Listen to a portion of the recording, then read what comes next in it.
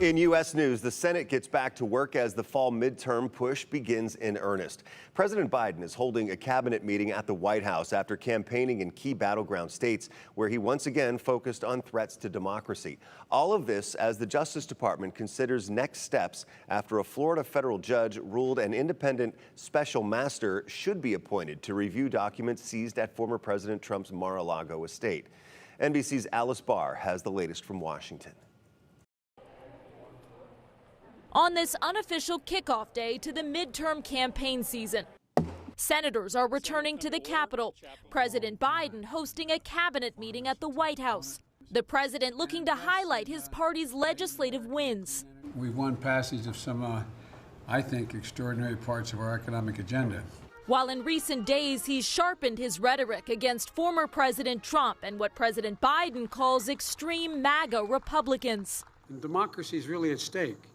You can't be a democracy when you support violence, when you don't like the outcome of election.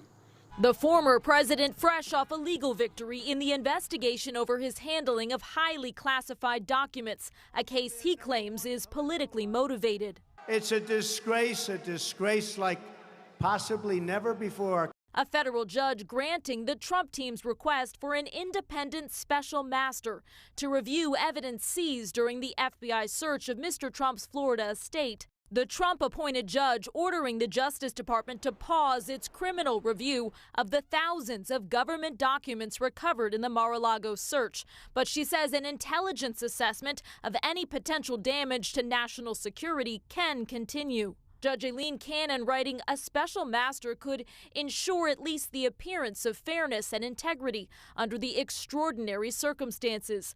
Though she added there has not been callous disregard for the former president's constitutional rights. She does seem to be doing something unusual, but it's an unusual case. The Justice Department weighing whether to appeal the ruling, which could slow the investigation even more.